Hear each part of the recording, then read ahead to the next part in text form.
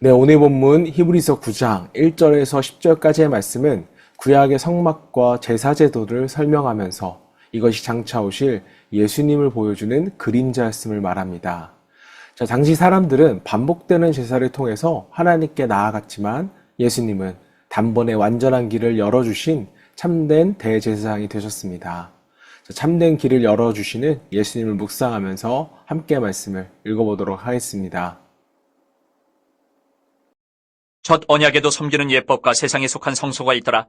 예배한 첫 장막이 있고 그 안에 등잔대와 상과 진설병이 있으니 이는 성소라 일컫고, 또 둘째 휘장 뒤에 있는 장막을 지성소라 일컫나니, 금향로와 사면을 금으로 싼 언약궤가 있고 그 안에 만나를 담은 금 항아리와 아론의 쌍난 지팡이와 언약의 돌판들이 있고 그 위에 속죄소를 덮는 영광의 그룹들이 있으니 이것들에 관하여는 이제 낱낱이 말할 수 없노라. 이 모든 것을 이같이 예비하였으니 제사장들이 항상 첫 장막에 들어가 섬기는 예식을 행하고, 오직 둘째 장막은 대제사장이 홀로 1년에 한 번 들어가되 자기와 백성의 허물을 위하여 드리는 피 없이는 아니하나니, 성령이 이로써 보이신 것은 첫 장막이 서 있을 동안에는 성소에 들어가는 길이 아직 나타나지 아니한 것이라. 이 장막은 현재까지의 비유니 이에 따라 드리는 예물과 제사는 섬기는 자를 그 양심상 온전하게 할 수 없나니, 이런 것은 먹고 마시는 것과 여러 가지 씻는 것과 함께 육체의 예법일 뿐이며 개혁할 때까지 맡겨둔 것이니라. 네, 오늘은 참된 길을 여시는 예수님이라는 제목으로 말씀을 묵상하겠습니다. 자, 오늘 본문은 구약의 성막에 대한 이야기를 하고 있습니다. 자, 사실 성막 이야기만 들으면 우리는 어렵게 느껴질 수가 있습니다. 자, 그런데 오늘 말씀의 핵심은 단순히 성막 구조를 설명하려는 것이 아닙니다. 하나님께서 왜 이런 제도를 주셨는지, 그리고 그것이 예수님과 어떤 관계가 있는지를 우리에게 보여줍니다. 자, 본문 1절은요, 이렇게 시작을 합니다. 첫 언약에도 섬기는 예법과 세상에 속한 성소가 있더라. 자, 구약시대에는요, 하나님께 나아가기 위한 정해진 방법이 있었습니다. 누구나 마음대로 하나님께 갈 수가 없었습니다. 성막에는 뜰이 있었고, 또 성소가 있었고, 지성소가 있었습니다. 자, 특히 지성소는 하나님의 임재를 상징하는 매우 거룩한 장소였습니다. 자, 그런데 중요한 것은 이곳에 아무나 들어갈 수가 없었다는 것입니다. 오직 대제사장만이, 그것도 1년에 한 번만 들어갈 수가 있었습니다. 자, 피 없이는요, 들어갈 수도 없었습니다. 자, 이것이 무엇을 보여주는 것일까요? 죄인은 하나님께로 함부로 나아갈 수가 없다는 것입니다. 죄가 하나님과 우리의 사이를 막고 있다는 사실입니다.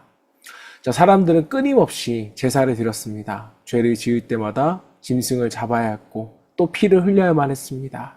자, 하지만 이 제사는요, 완전하지가 못했다는 겁니다. 잠시 죄를 덮어줄 뿐 사람의 양심까지 깨끗하게 만들지는 못했습니다.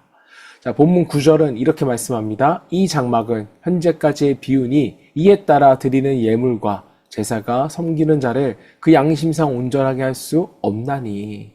자, 여러분, 이것이 바로 율법의 한계였습니다. 겉은 실수가 있었지만 속은 변화시키지 못했습니다. 행동은 잠시 고칠 수는 있었지만 마음까지는 새롭게 하지 못한 것입니다.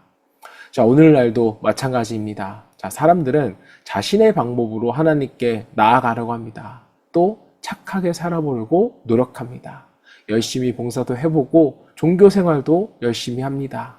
자, 그런데 우리의 노력만으로는 이 완전한 구원을 얻어낼 수가 없습니다. 자, 왜냐하면 죄의 문제는 인간의 힘으로는 해결되지 않기 때문입니다. 자, 그래서 하나님께서는 우리 예수님을 보내주셨습니다. 자, 예수님은 구약의 성막이 가리키던 참된 대제사장이 되십니다.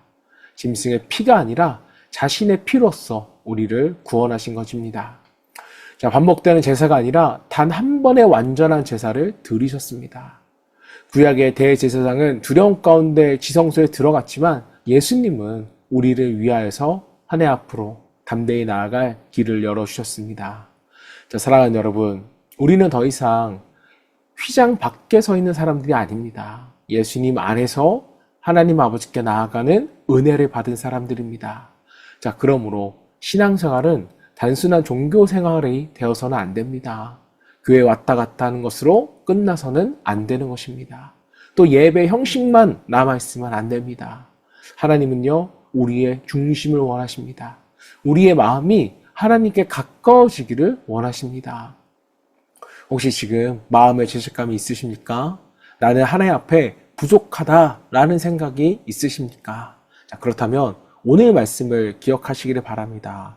우리는 우리의 행위가 아니라 예수님의 은혜로 하나님께 나아가는 것입니다.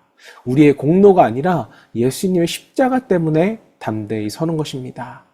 자, 예수님은 오늘도 우리를 하나님 앞으로 인도하십니다. 상처 입은 사람도, 실패한 사람도, 넘어졌던 사람도 주님께 나아갈 수 있습니다. 자, 왜냐하면 예수님이 우리의 길이 되시기 때문입니다. 자, 사랑하는 여러분, 이제는 형식적인 신앙에서 우리가 벗어나야 합니다. 겉으로만 남는 신앙이 아니라 중심이 하나님께로 향한 신앙이 되기를 바랍니다. 예배를 우리가 드릴 때도 마음으로 드리고 또 기도할 때도 진심으로 하나님께 나아가십시오. 또 주님의 은혜를 붙들고 살아가시기를 바랍니다. 자, 예수님은 막힌 나물 그리고 길을 열어주시는 분이고 또 닫힌 문을 여시는 분이십니다. 오늘도 그 은혜를 붙들고 담대히 하나님께 나아가는 저와 여러분 되시기를 주님의 이름으로 축원합니다.